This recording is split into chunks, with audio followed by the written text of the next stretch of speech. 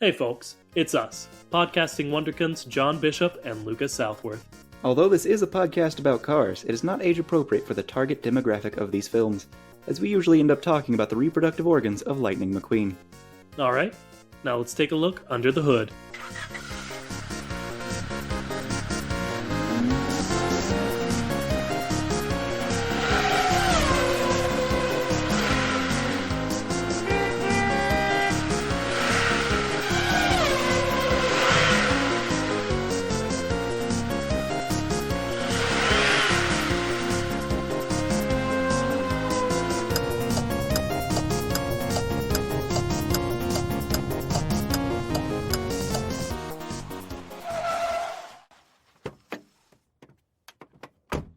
Hello and welcome to the Kachat, the only podcast brave enough to ask the questions, what if cars, but then also like family? Hey, I'm John Bishop. What's up with cars? I'm Lucas Southworth. And today we're going to be talking about, we're going to be doing one of our classic things that we do so often. Every time. It's our, what do we call it? I'm gonna land on miniseries. But like what's this one called? Oh, we came up with a name for it last time we did it. Shoot. And I really liked it. See, that's the problem, is when you don't do a miniseries that often, you forget the name of the miniseries. Gotta scroll past all of the cars on the road. Oh, Rider's Room is what we called it. Pretty Absolutely, good. Yeah. So, time for another Writer's Room. Hell yeah, this week, our episode is going to be about the next movie that's coming up, Cars 8. Hell yeah. And if you'll remember, folks, we have done a pitch for Cars 4, in which I think we said Lightning McQueen saves the community of Radiator Springs from the most heinous villain of all, gentrification. Mm-hmm. But, you pitched this, John, so I'll let you speak for it yourself, but I read it as, it's so obvious what's going to happen in Cars 5, 6, and 7. We don't have to cover those. Is that the angle you're coming from? I was coming from the angle of, you know what would be fun? Let's do another Cars movie. You know what would be much more fun than that? If we went the exact same extreme that they do with the Fast and the Furious series and just went ahead and decided, hey, what would this be if we just took the premise and went crazy for a bit? Because, do you know what the first Fast and the Furious movie is? I do not. I have not ever seen a Fast and Furious movie, which I imagine will be to my detriment during this episode. All right, so the first Fast and Furious movie, there's a dude. He works for the FBI, if I'm remembering correctly, and probably not. And then he's tasked with figuring out who's going to do a good steal. They're going to steal some stuff. That thing that they're going to steal, TVs with VCRs built into them. Oh my God. The pinnacle of technology. Mm-hmm. But yeah, that's going to happen. So he's tasked with this, and then he goes into the underground, and he learns a lesson about family. Except not really, because it's not that big a deal in the first one. It's kind of like something, because they're a group of people who all care about each other. But he gets into this drag racing thing. They're street racers. That's what they do. And also they're going to do a steal. But then this guy becomes part of the family and betrays the FBI for reasons, I guess. And a bunch of crazy stuff happens. And then I don't really understand exactly what goes on, because someone betrays someone, but it's someone in the FBI. And then also the main character's betraying them because, he's in the FBI. And it just gets a little wackadoodle. But it's basically just, hey, drag racing's cool. Cars are cool. What if we had a bunch of scantily clad women and cars? And that's the movie. That's it. Incredible. And they turned that into, hey, okay, so you know how these guys were all drag racers and like did some stealing? What if they saved the world from super soldiers and also were elite hackers and could defy gravity and all sorts of physics and were all essentially superhuman, but for some reason vexed by a weirdly genuine superhuman in one of the movies? And Yeah. also, like, what if law didn't make sense and the people who were a part of the law and also the people who aren't a part of the law just like switch sides all the time? Great. It I love it. basically became a superhero movie, but with family as the like claimed focus. And most of the superpowers, I gotta imagine, are driving cars good. And you mentioned hacking, which I've heard is a thing, and I know they punch each other and shoot each other a lot. Hmm.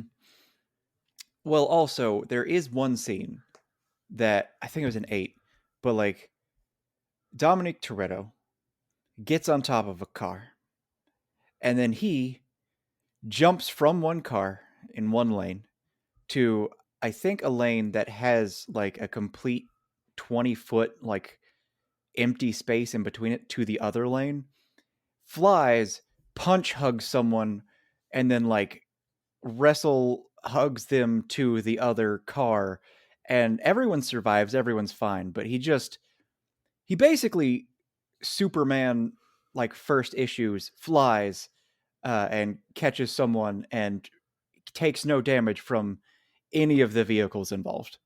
Well, Again, that, all to punch hug someone. and it's a noble pursuit. Hmm. So I'm glad. I'm glad. That's good. Yeah.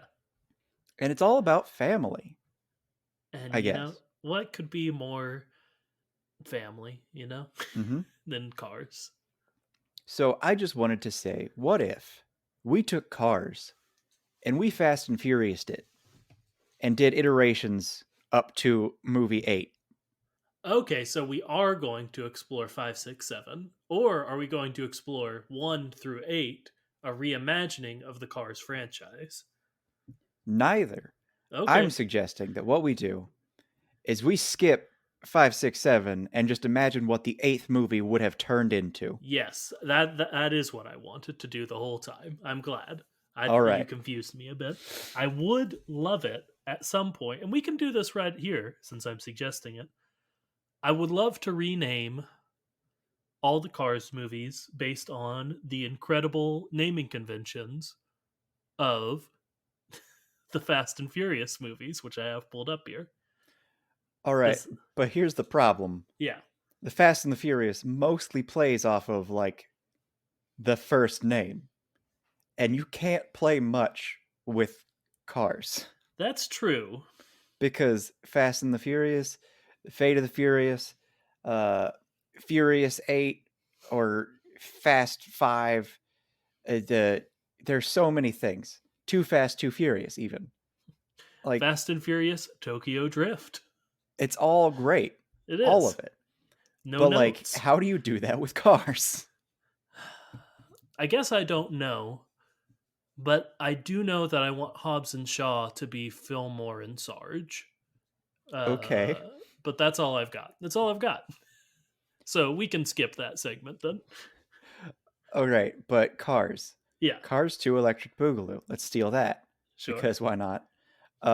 Cars 3, what We would that be? we need a subtitle for it to imitate Fast and Furious Tokyo Drift. Hmm. So Cars. Well, here's the thing. Knowing, like, it's not even a similar style. It's just like, what do I think people who named the Fast and the Furious movies would name Cars 3? Sure. It would just be Thunder and Lightning. Oh man, one incredible, incredible. Well, no, because Thunder is Kachiga is Chick Hicks. Storm is Jackson Storm. He's not Thunder. Okay, then it'd be a Lightning Storm. Lightning Storm. There we go.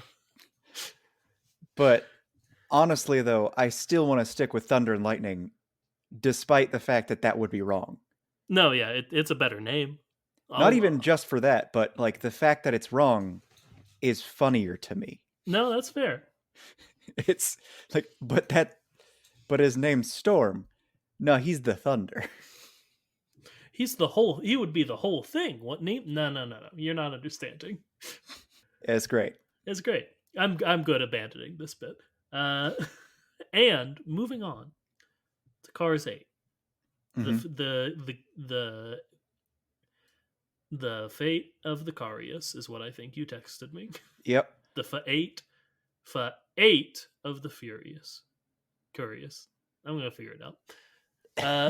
All right, but it could just be 8 cars and not make any sense. Okay.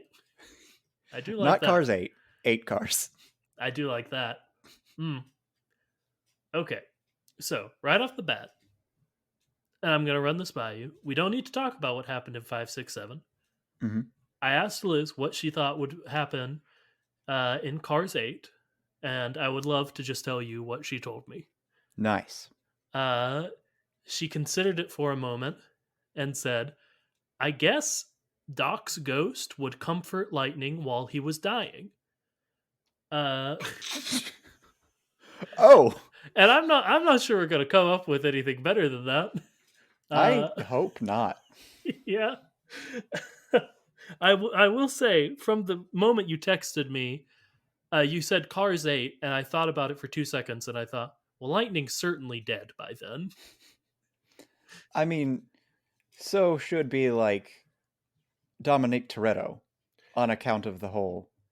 He does the flying punch arm swing, and like that's the least of what he does to risk his life in all of the movies. That's fair. But if we follow the logic of these movies, which I imagine the Fast and the Furious don't follow their own logic, so we don't have to. But if we did, one of the very first things we ever decided is that Doc died young because of his crash, so Lightning will too, since he had a similar crash. But But Lightning's already old. Exactly. Mm-hmm. He's living on borrowed time in Cars 4. Okay. But hear me out. It's gonna become more and more hilarious and stupid, and it's gonna be like, I'm getting too old for this, except every single movie he says it and it gets worse. And like, I want him to vocally age in extreme ways every movie. That would be fun. It would be fun if he was just suddenly an older model of car Mm-hmm. each time. So by that point, he is like, a Model T similar to Lizzie. Yeah. And we replace, like, love Owen Wilson. Sure. But we replace him with just extreme age gaps of like, okay, next actor is 20 years older. Next actor, another 20 years older. We're gonna run out of 20 years older after a few movies. That's fair enough. I do like that. I'm thinking in 2 movies, we've got good old, oh shoot, is this, I can't believe I don't remember the name. I keep wanting to say Sam Wilson, but that's not it. You're not thinking of Anthony Mackie, are you? No. Okay. Then I don't know. I was trying to think of any of the things that he's in, and he's in a lot of things, but I couldn't place one. Then Sam Elliott. Oh, man. That would like, we don't explain it at all. And no instructions are given to him to like, hey, try to imitate Owen Wilson's performance. No, he's just doing Sam. He's just Sam Wilson, except Elliott, because I keep doing that. You do, and that's okay. All right, so next, okay, so in Cars 6, it's Sam Elliott. Who plays it after that? Okay. Is Alan Alda still alive? I hope so. Me too. I'm a big fan of his. Yeah, he's alive. He's 86. That's pretty old. Yeah. All right, so Alan Alda is the next one. And that's only up to Cars 7. So Cars 8. And again, like, he's doing all the wacky and crazy stuff. He's just voiced by a different guy. Male actors over 90. Ooh, Dick Van Dyke. He's still alive, right? He's still alive? I sure hope so. That's probably rude of me to say. Oh, Dick Van Dyke's 97. Let's get him in here. All right, Dick Van Dyke is, of course, the Cars 8 Lightning McQueen. And you know what? He'd probably kill it. Absolutely. He would bring an energy to the role that has never been seen before, you know? Mm-hmm. All right. Great. So that's the casting for the next movies. Yes. All right. So what is it going to be about? Because again, we got to go with like it gets crazier every time. Mater has to have some weird thing that he contributes. And I'm thinking maybe he just is like a god king, but also that's not the same vein. Like good old Guido is going to come out as actually being a super soldier at some point. Sure. For sure. That's fair. I was thinking, as much as I like that, I was kind of wondering if Mater would be our one exception to the escalation. Mater is exactly, I mean, exactly the same. Painfully the same. Yes. Everyone else, Cruz is barely holding on. She has her protege who is aging out of the sport by this point. Mm-hmm. Lots of Radiator Springs is gone. Mater's still doing all his Mater stuff. He's, I don't know, man. He's doing it. And I want someone to be the president, and I don't know if I want it to be Sarge or Jackson Storm. Jackson would be a pretty good one. Chick Hicks would be some commentary. Yeah, but well, that would be like too painfully on the nose of like it's just Donald Trump. Yeah, no, I know. Because let's face it, he's hosted some weird beauty pageant before. Yeah, no, I mean, that's what I was going for when I suggested him. Yeah. Oh, wait. Okay, so It would, okay. what's the plot? Because Yeah, we're missing the forest for the trees Mhm. here. I'm thinking something crazy, but also like, what would that entail? We've already had Cars 2 where super spies are a thing, and also like just straight up, they involve like a supervillain who explodes people. Yeah. So the stakes were already pretty high in this one. Mm-hmm. Okay. First things first. Every movie, whether it's the main focus or not, has been sort of centered around a race or series of races. Mm-hmm. So I think we do need that. And we can Now here's the maybe thing. expand from there. Go ahead. In Fast and Furious, that franchise, that was the case for the first couple of movies. Okay. And then it started just being, oh, we're going to include nice cars and there's going to be some sort of chase scene, at least one. But like they don't really race anymore. That's fair. I was thinking about like an intergalactic race series, Okay. which I was a little excited about, but I would also be fine if we wanted to get away from racing.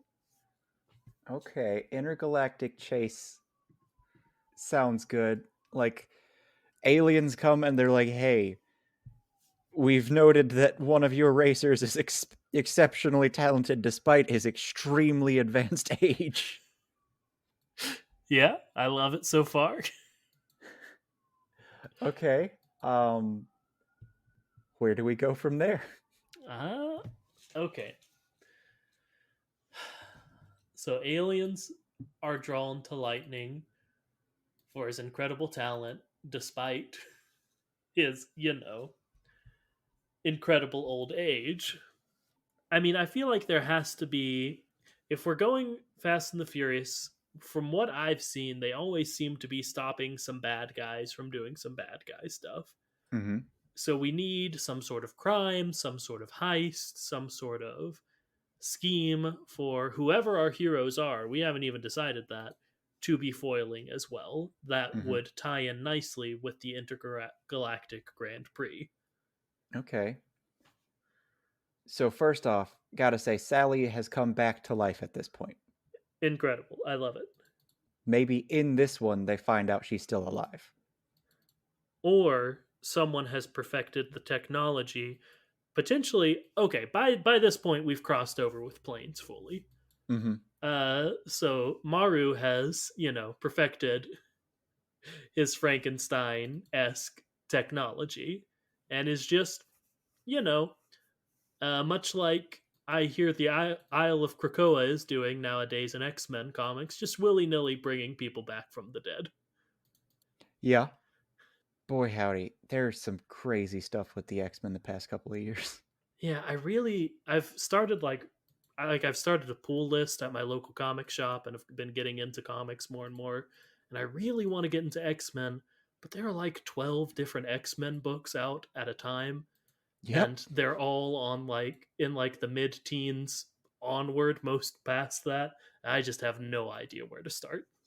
So if you know anything about that, let me know. Yeah. Yeah.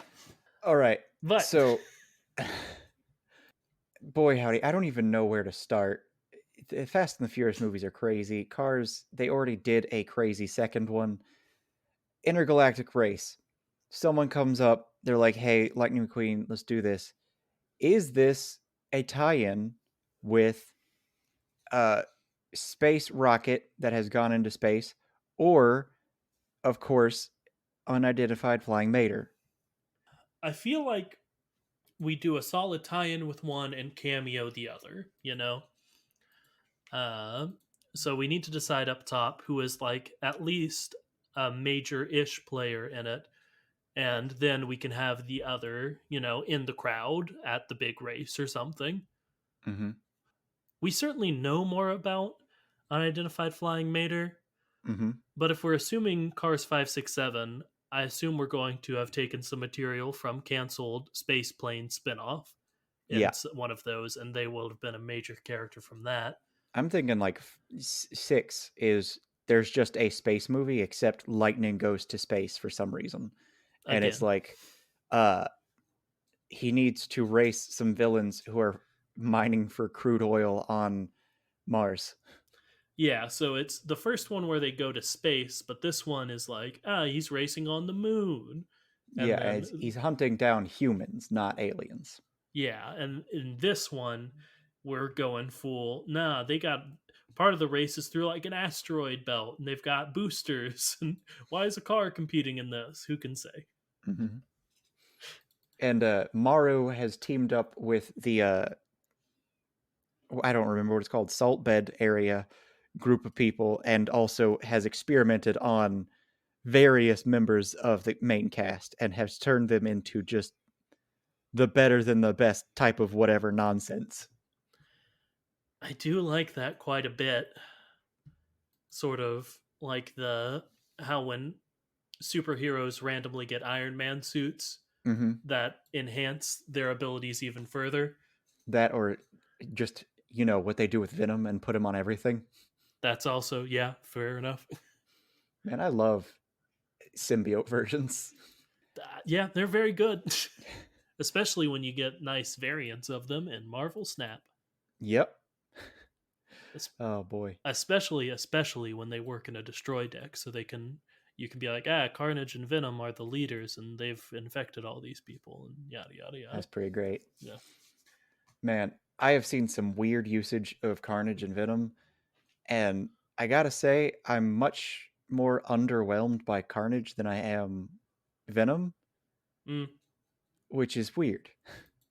that's fair. I run a big Venom deck right now, Hmm. where the whole goal is to build up one lane real big, have it eaten by Venom, and then use either Zola to copy it into the other two lanes or Taskmaster to copy its power or something like that. And it's very fun. It's not like Sounds like, great, but I don't know. I'm never going to be great at this game, so might as well play a deck that's fun. yeah. I'm still playing like my second deck. That's fair. It took me a very long time to stop playing my Kazar bunch of one drop deck. Yeah. because it was so fun. I love just putting out like a bunch of stuff every turn. It's very fun. Yeah. Y'all got to play Marvel Snap, but we've got to pitch a movie. All right. So in Cars 6, they go to Mars. Yes. In Cars 8, Mars strikes back.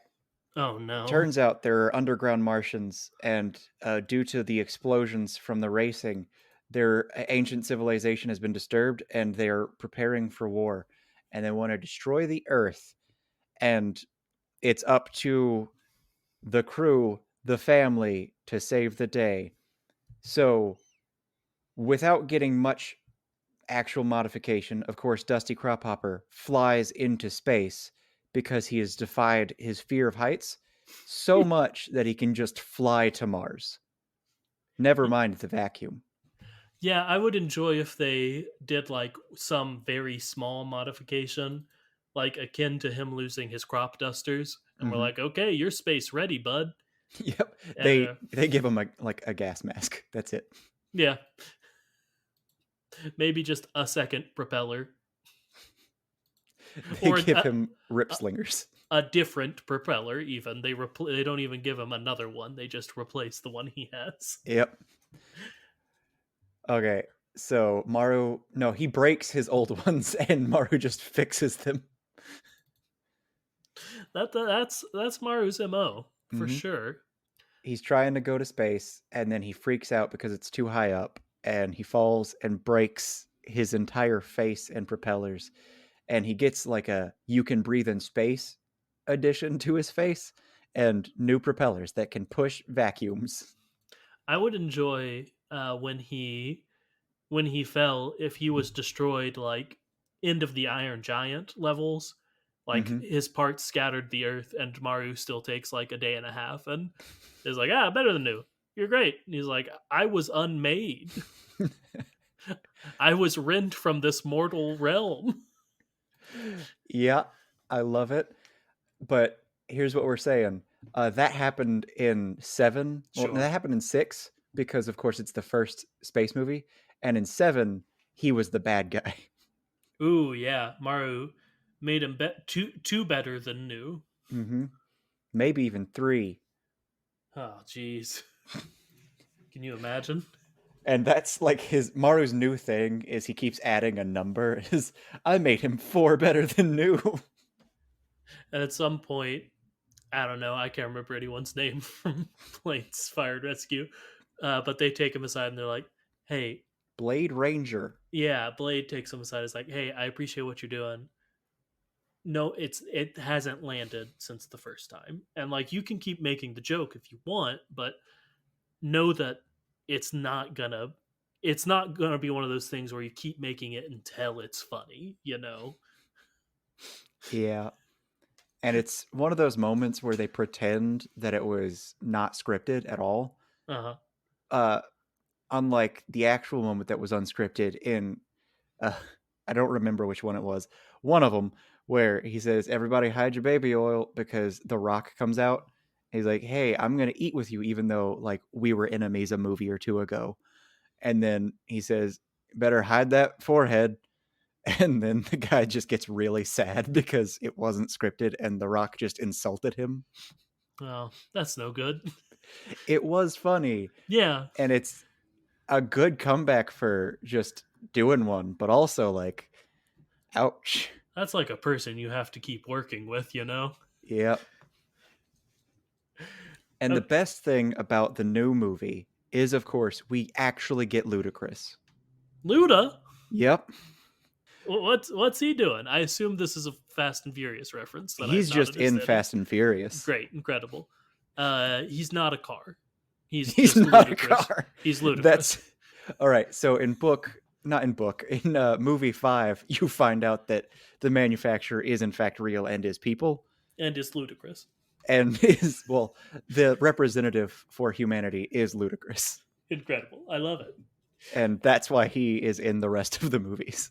Yes, and he has to come with them because the cars and vehicles are so bad at taking care of themselves that the manufacturer is like, if they go off world, they're going to die within minutes. So we have to send at least some contingency of the manufacturer, or these dumb vehicles will not make it 10 seconds. And the best and worst part is he rides around in Yes, a car that can fly into space. of course. Like the Tesla that got shot into space. Except this one's actually made for space and not just a haha meme. Yeah, that was a dumb thing he did. That was one of the things that I can approve of. Despite, space debris being a major problem, I can say that's a fun little. He's testing his reusable rockets. SpaceX is trying to make some sort of good progress. He can do one dumb stunt, and I'll be happy about it because that's fun. Yeah, if he was like, you know, Bill Gates level of not being on the news all the time and he did that, I'd be like, yeah, sure, whatever. But since he's Elon Musk, basically everything he does, I'm like, what an idiot. I hate him. What a piece of shit. Yeah, that about sums it up. Uh, okay, Aliens, big Grand Prix, all hands on deck. I would love it. Okay, here's a thought. Humanity or Carmanity's uh, first choice for the Alien Grand Prix, instead of them recruiting Lightning, is obviously it's Dusty Crophopper, the plane who can do anything. Mm-hmm. And Dusty's like, great, I got it. But then he gets an alert. And he goes, oh no, there's a sun that's going supernova that plans to threaten this entire other solar system. I've got to go put it out. Planes, fire, and rescue style. So he's out of the picture, and then it has to be Lightning instead. What do you think about that? I think they ask Lightning first. He says no. Then Dusty says yes, but Dusty can't do it. So Cruz gets recruited, but she's sick Mm. and is likely to die from space disease if she does it, but she's going to anyway. And So she's Lightning does it instead, but also with her, and she just doesn't die because Lightning's there for some reason. yeah, and I guess if it's all about family, we need a big bunch of them involved in this. Mm-hmm. So we can't just have one representative. So I do like that. Lightning goes seemingly to protect her, but like also he participates in it. Yeah, I like that.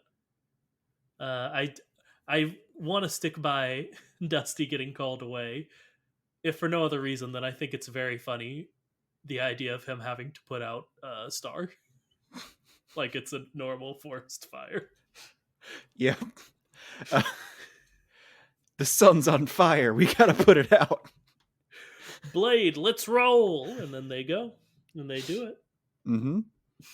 They just go ahead and do it, and it's like explained off as like, okay, you are the only firefighters who can do this.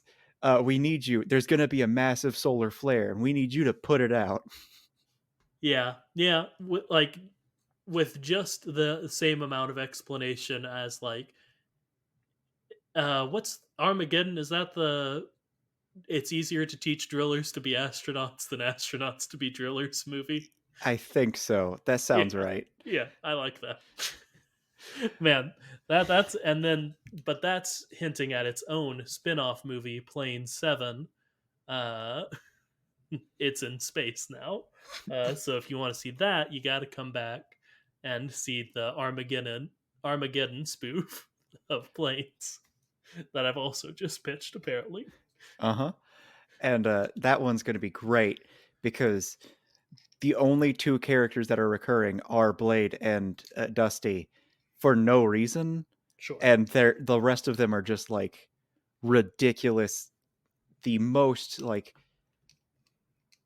basically they're all El Choop style. Like, this is ridiculous. I can't believe we're still making characters like this. Except it's all in just the weirdest ways possible. Yeah, I can get down with that. I also like that it sort of represents the Fast and Furious desire to make 100,000 spin-offs that seems to be happening now. Mm-hmm. And it's like the Hobbs and Shaw thing of just like they took those two characters and they're just doing it, I guess. Yeah, I went on the TV tropes page for uh uh It can't be Blade. it This can't gotta be, be Sheriff. it's gotta be Sheriff. Yeah, okay. Uh but in the area of like unreleased films, it says an untitled 11th film, an untitled female focused spin-off, and an untitled Hobbs and Shaw sequel. So they are just milking it, baby. Absolutely. Helen Mirren is in Hobbs and Shaw. What's News to she me. doing? That's incredible. How'd they get her? Doesn't matter. Okay, so we've got the race. We're doing the Mm-hmm. race. What's the villainous plan we're foiling? All right. So it's somehow a race, but not actually a race, and it's they're getting ready to start their warp drives that'll let them get to Earth in seconds. So the racers have to get there to compete in a strange maze ritual on Mars that will allow them to access the deep magics, which are actually just super ancient technologies. And one of them is, of course, warp drives, which they gave up because deep exploration is why Earth exists. Is this like a reference to a series? Because that sounds like a plot point in something.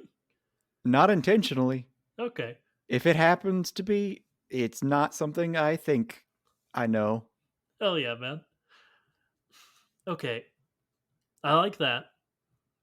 I was thinking maybe instead of making the solar flare a separate movie, maybe I want to tie it in basically.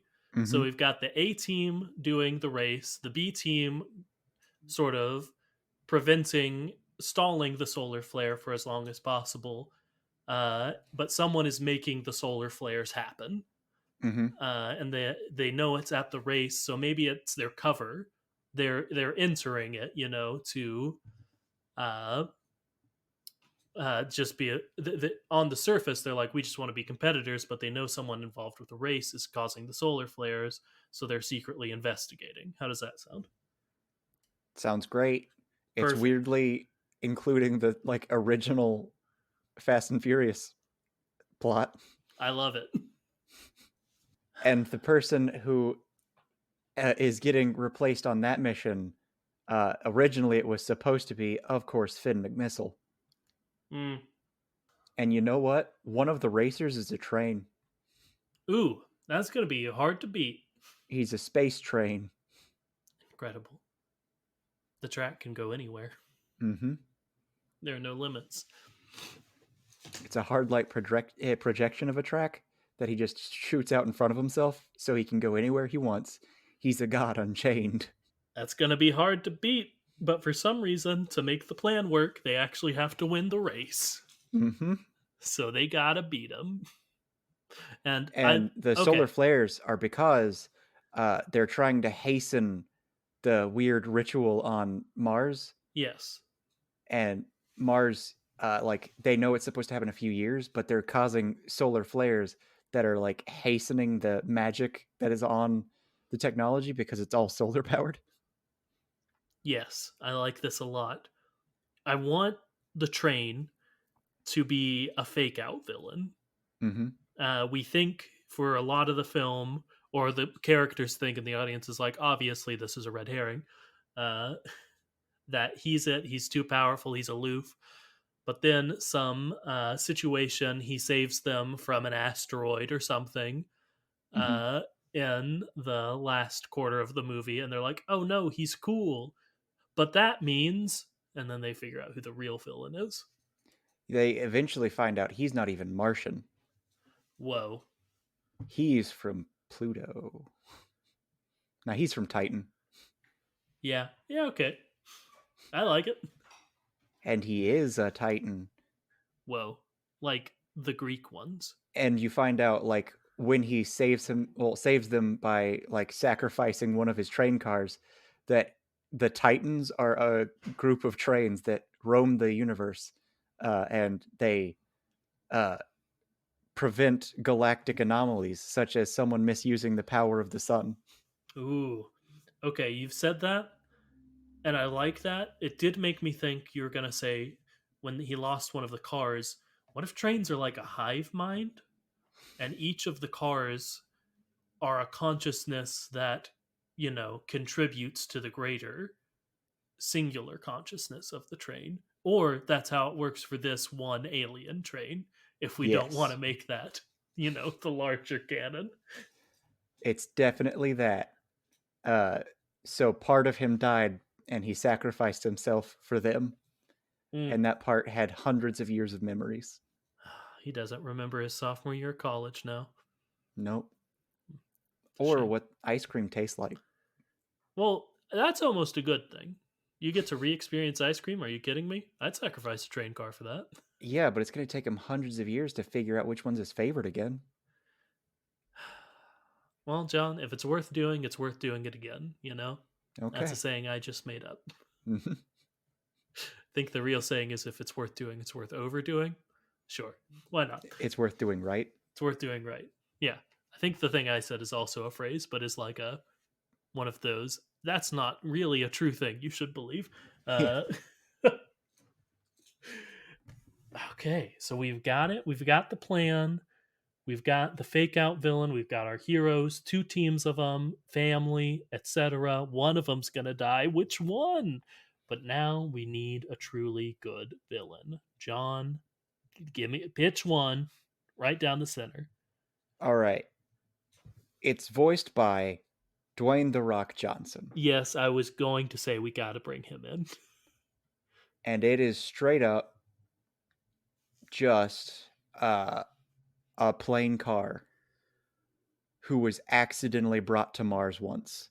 And no, he was originally the Mars rover. I like that. I'm gonna pitch something. I like the Mars rover a lot. He, just to tie it in with something we were doing previously this episode, he is the Tesla that got shot into space. He's the Tesla that got shot into space.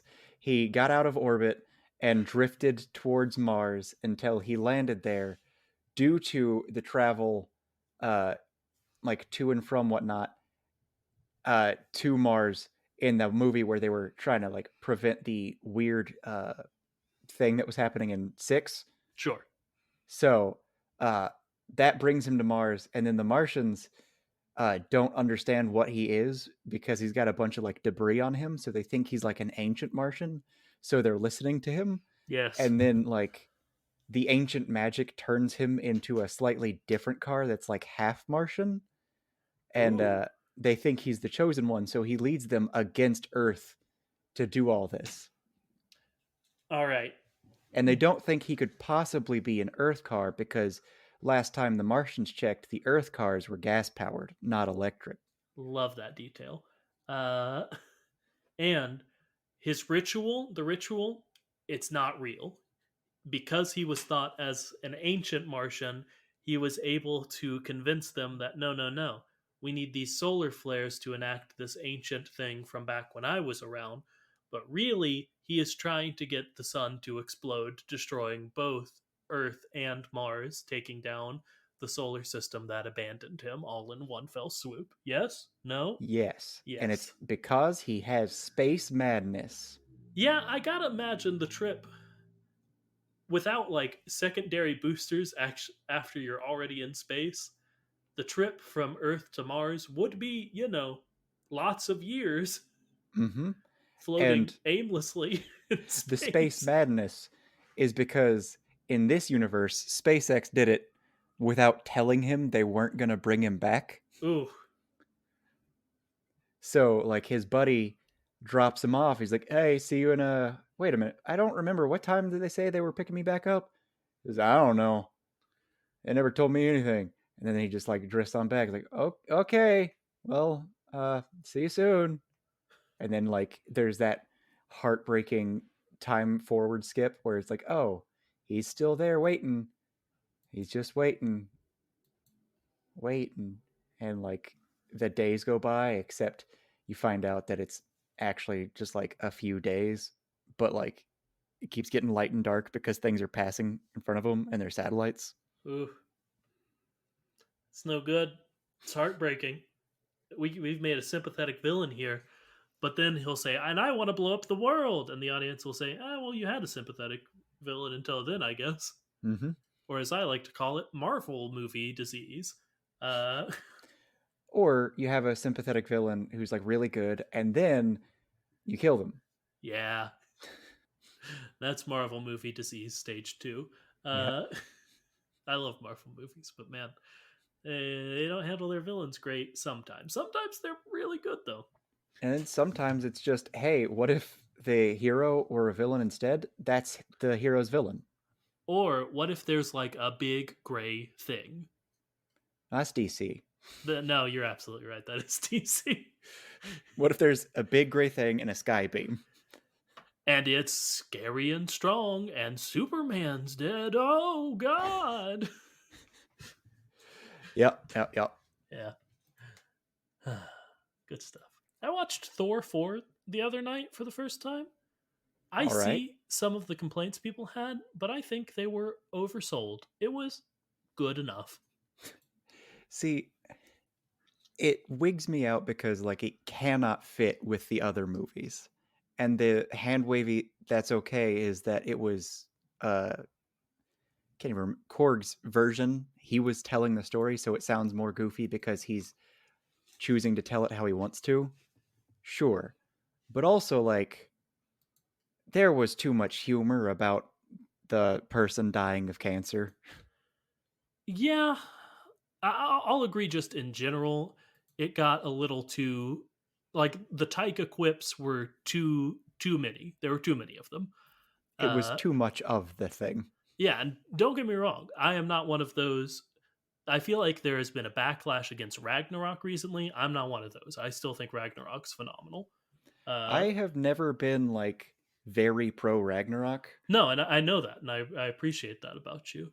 but Uh, I will say this movie I would say makes me appreciate Ragnarok more because of how well balanced Ragnarok was. That's fair, and I agree fully with that. They lean too far in it because they're like everyone loved Ragnarok, and I'm like, eh. But I will say at the same time, the emotional beats of Jane's story, they got me pretty good. And maybe I'm just a sucker, you know.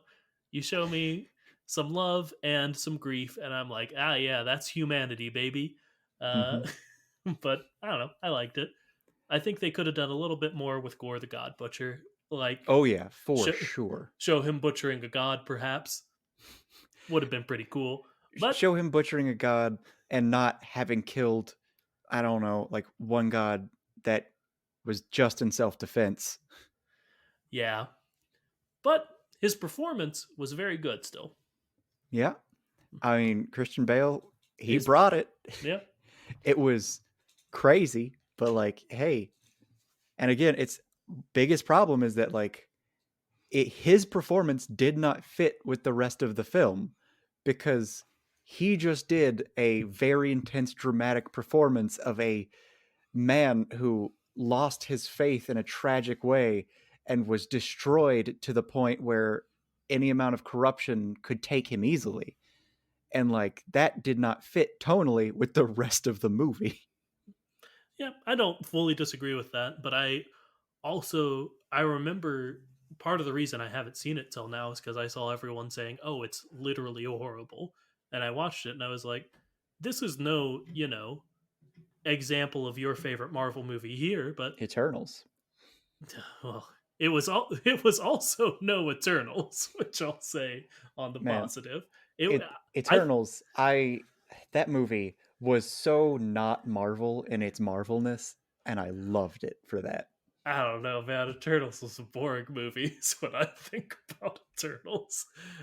I can see the ways in which it's boring, but like it wasn't to me for those reasons. Yeah, they just had to spend so much time, and I love world building. I love weird characters with weird origins, but they just had to spend so much of the movie being like, okay, before we get into this, this is what Eternals are, and this is what Celestials are, and this is what they've been doing for a long time, and this is why they matter, and this is why they haven't been doing anything for a while. Oh, here's a plot. Now, after all that, and we're going to put more of the explanation scattered throughout. Don't worry. See, I will say, I think they did an excellent job of sprinkling that throughout the film. That's fair. I don't know. It was rough for me. It's another one uh I liked more than a lot of people did, but Hmm. certainly not my favorite. But And I'll say, I probably like Love and Thunder more than a lot of people. mm, I yeah, didn't, I didn't love the movie, but I did enjoy it. yeah. Like I'm not saying it's one of the best, but it was like solid mid tier Marvel, like not even low tier for me, Hmm. I would say low tier, but also like the bar is high, so for sure. I wouldn't say low tier is a bad thing. And I would put it on the lower end of mid tier. This doesn't matter. The villain is a we already said the Tesla that got shot into space. I forgot. Hmm. Uh, and he's doing all that. Did we, John? Is there anything else we need to decide about the movie? Have I we think you were said going all to the say parts? something that connected to Thor: Love and Thunder. I think I just brought up Thor: Love and Thunder because I like talking about superheroes with you, and That's I fair. and I wanted to say my opinion on the movie and get yours. It was a serviceable movie. Yeah, it worked a lot better than I thought it would. Visually, very cool.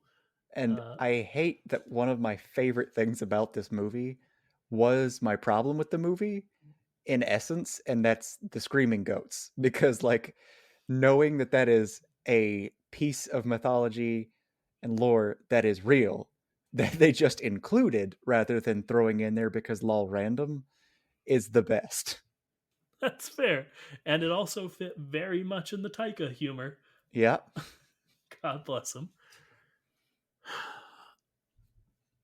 Dwayne The Rock Johnson is a Tesla that got shot into space and is a villain trying to destroy the world. We've said. Okay, well, now we've already linked him to the race plot and the sun plot. Do we just need to decide how the movie ends? What And else the do we need to name, do? but I think Racing to the Sun is good.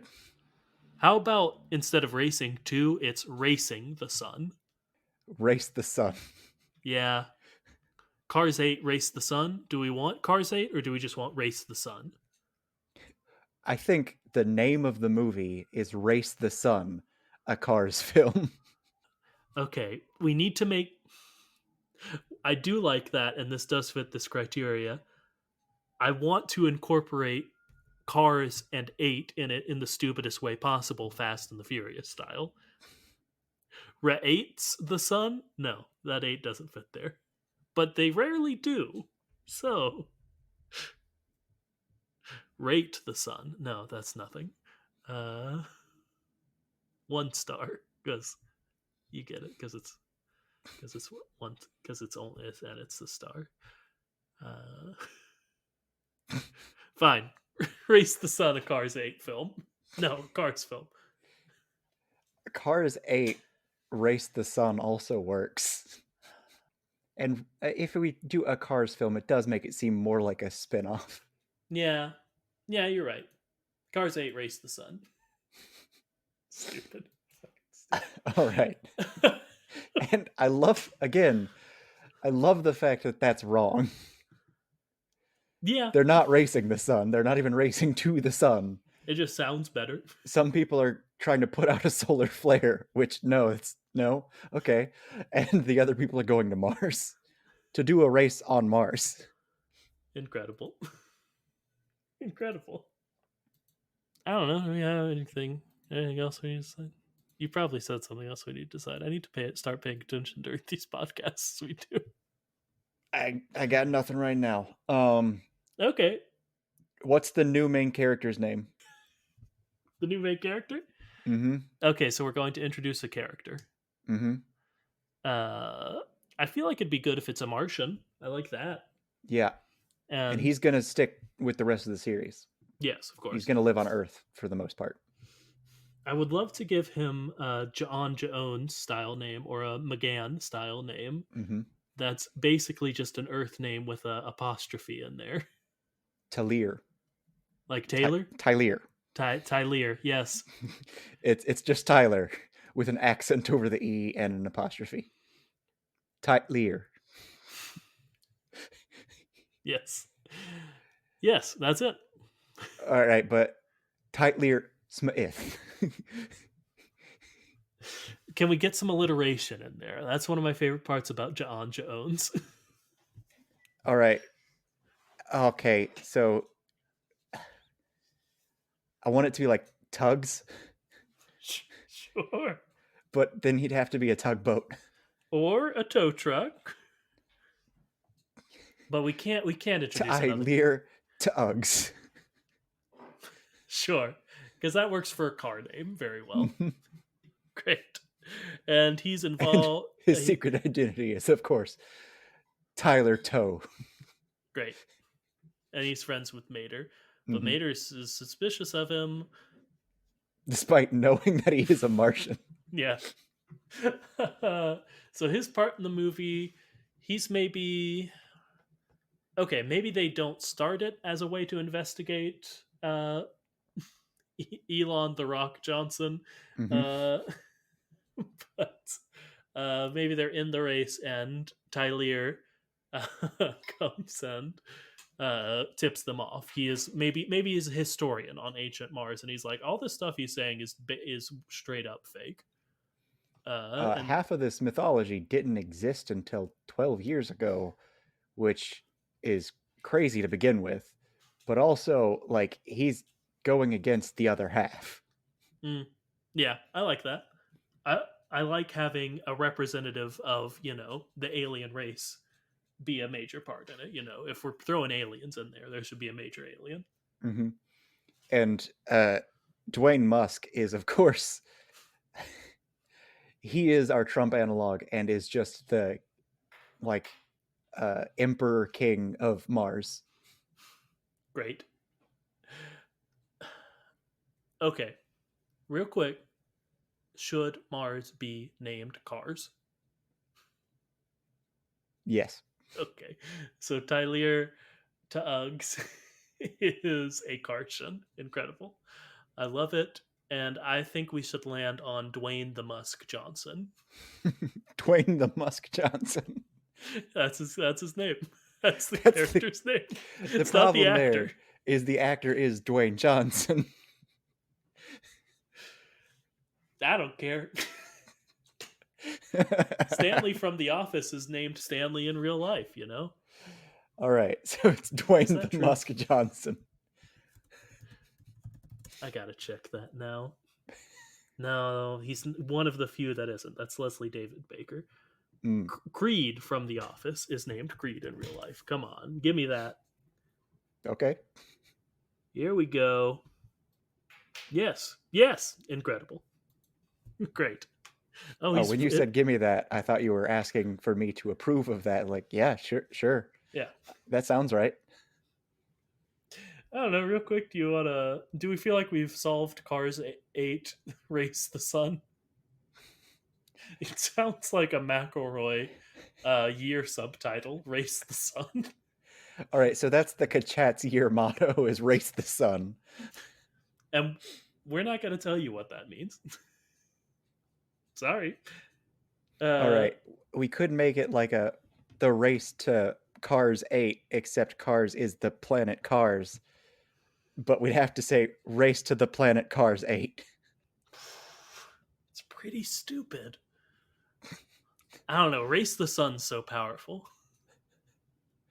All right, so just Race the Sun. Yeah. Great. Real quick, the wizard sent us an email. Do you want to, before we sign off, look at it real quick? First off, they say that being called the wizard is very funny to them for some reason. We're also welcome to call them wizard or whiz. And I'm for sure going to call them the Wiz. So the Wiz is what we will call you. At least I will. John's willing The to. Wonderful Wiz. Ooh, the Wonderful Wizard of Cars? That's Yes. something. Yes, okay. Also, So tell us if you're okay with the Wonderful Wizard of Cars. until you tell us otherwise, I'm going to say it. So the Wonderful Wizard of Cars has sent us an email about Guido. Guido is, in fact, a lot smaller than most forklifts. But going with squishy bit theory, he has to have a squishy bit. But he is. So the squishy bit has to be as tiny as well. How does that all fit in his tiny forklift body? It's not nearly enough for a motor and a squishy bit. Plus, he needs a whole set of hydraulics to effectively perform all the tasks he does in the movies. And as we've said, he seems stronger than most forklifts. Uh, I've so, got something. We've heard from, of course, one of the makers of the film, or one sure. of the people working on the film, is that you can't open the door because then the stuff will fall out. Yes. Or that's where the brain is. But we've also seen Mater open his car door, and stuff didn't fall out. Of We didn't course, see any squishy stuff. so importantly, this was Mater's soul opening up his body to go back in. Mm-hmm. That happened within like the blink of an eye as he was in the process of dying. So And perhaps not the best representation of what would happen in real life. we have also seen Celine. Yes. Celine DeFair, of course, has an inside that you can just see all the stuff. So I have proposed before that perhaps the squishy bit is a weirdly thin layer just behind the glass, the layer of glass, and also it includes somehow, for some reason, some way, the tongue. So perhaps the squishy bit in general is much smaller than we think of it as being. I do like that. I also do like. I mean, we've theorized before because Guido is so strong that he is a Captain America style super soldier. Mm-hmm. Which, Uh, if you've seen the What If episode of it, when he's in his super suit, he is still small, which works. that does work. So maybe someone. We're gonna default to Maru from Planes Fire and Rescue because he's the only evil scientist we know. Mm-hmm. No, he's not the only one. There's Professor Zundap. Well, I Now, would say that Zundap's the only evil scientist we know. Maru's evil. I don't care. But Zundap is clearly Arnim Zola. Clearly, Mm-hmm. like you could 1-to-1 that. Yeah. So Maru, maybe he just super loaded every piece of mechanics to the point where he mastered miniaturization. Like he just crammed more stuff in there than possible, and that's what makes Guido a super soldier. Other Nothing. theory, Yeah. Ant-Man technology. When he gets real small, his punch is supposed to have the same force as a bullet. Sure. Maybe Guido was actually really big and was also strong and all these things, and then he was shrunk. Okay, I like that. Let's see. If we're going Ant-Man ant size to, Ant-Man normal, he would be the size of a mountain. Which we have seen car-shaped mountain. Okay, yeah, you're absolutely right. We see a lot of car-shaped mountains in the So background of a lot perhaps of he's shots. just an eldritch one. Yeah, sure. John, that can't be our explanation for every character, but we found a pretty good way to fit it for Guido, so I'll allow it. We do have two characters who have time and time again proven to be far more than they should be. Yeah. So I think that being an elder god fits for those two characters. I mean, it's also our explanation for trains, but we don't have to get into it. Yeah, but they're kind of like demigods. Sure. Whatever. So, anyway, I hope that helps the wonderful Wizard of Cars. Again, if you don't want to be called that, we'll go back to the Wiz or the Wizard. Uh, anyway, that's the end of the show.